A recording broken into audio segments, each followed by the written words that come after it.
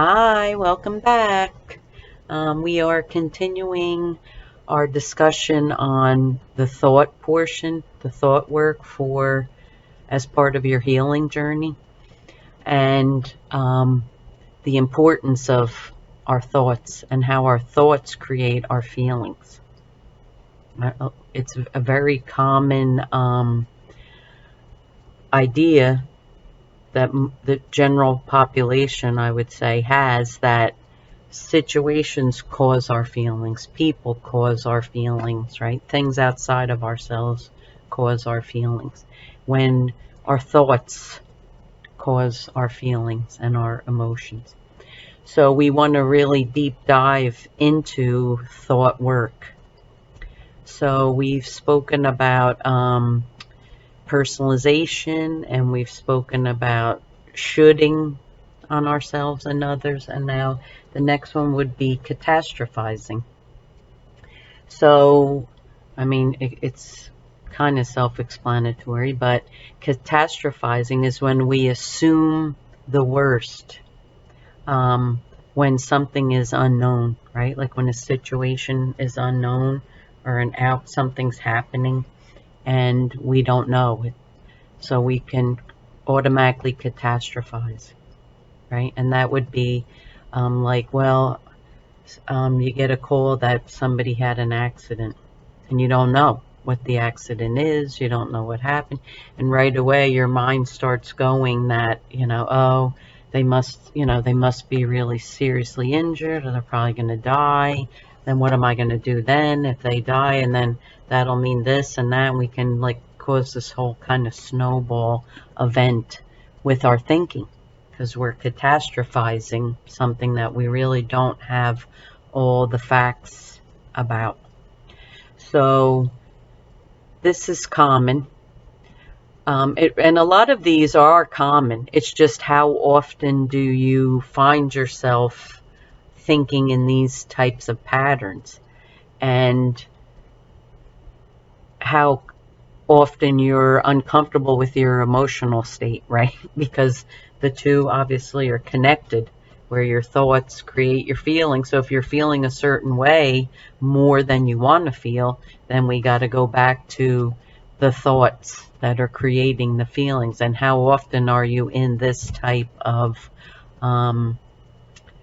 thought process, right? Where you catastrophize things, Oh, my kid missed the bus today. Oh, then they miss the bus. Now they're gonna get to school later. They're gonna miss their first class, and then they're gonna fall behind. And then if they fall behind, they won't get a good grade. If they don't get a good grade, then they won't graduate, or they might have to go to summer school. Like, it could just come up with this whole thing, right, over one particular instance. I'm just throwing out, random examples.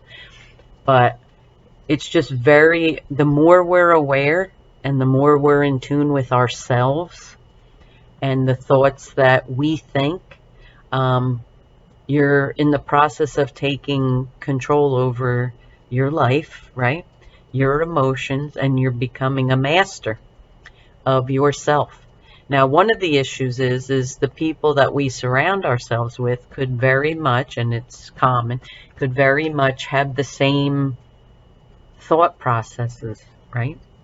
Because we can become like the people that we surround ourselves with, and then the thought processes could align.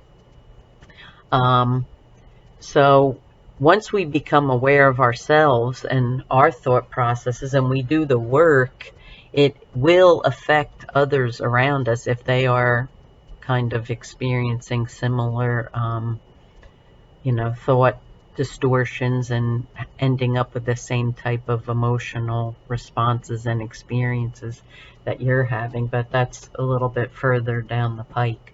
But it is just really good. The more you can be aware, in any way that works for you, like if you journal every day, don't call it journaling, thought record. You could call it anything that you want. It's just taking a pen to paper, and what you're thinking at that exact moment, you're writing it down. And you just continue for as long as you feel you need to, right?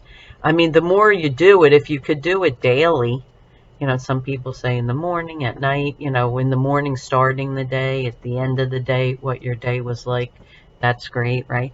Any type of repetitive, even if it's for like a short window of time, I would say like you could do it for a week, 2 weeks, a month would probably be ideal because then you'd really get a good snapshot of where your thoughts are at on a daily basis.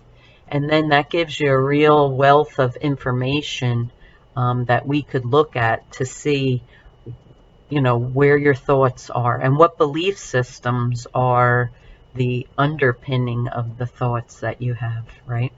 And where maybe some shifts can be made in that thought process. Because we do think, I mean, there's all varying numbers out there, but it's the last number that I had read was that we think like 70,000 thoughts a day. So that's a lot of information, a lot of thoughts. And where are your thoughts originating? Like the content of your thoughts is so powerful. It just really is. We're like masters. We're given a blank slate.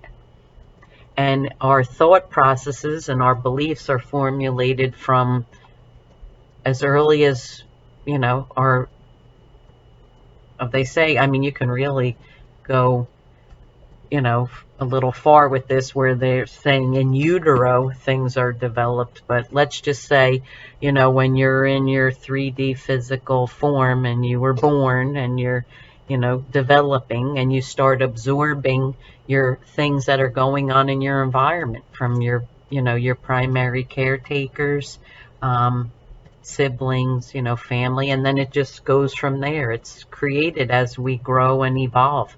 Our own little master tape, if you will, in our head that gives us our rules, if you will, and our guidance in life based upon the beliefs that were laid down on us, right? From this environment and family that we grew up in. So, and no one's saying it's right or wrong or good or bad. There's no such thing. And some people are perfectly fine and have no issues and go on with their lives and have no challenges, no circumstances that would even cause them to self-reflect, right?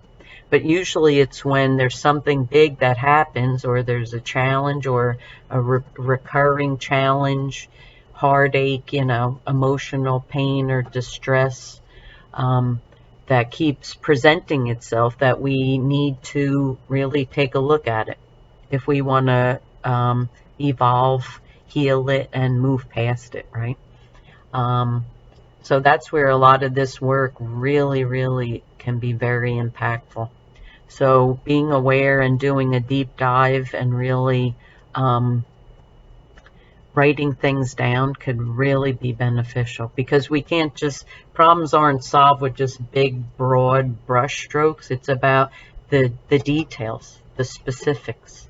And if you're living in a mindfulness mindset, if you will, where you just focus on this moment and then the next moment, you're not getting too far ahead of yourself and you're really in tune with yourself and what you're thinking, you can master this pretty easily. But if we think it's just going to be easy, like we learn a particular concept and then that's it, work is done.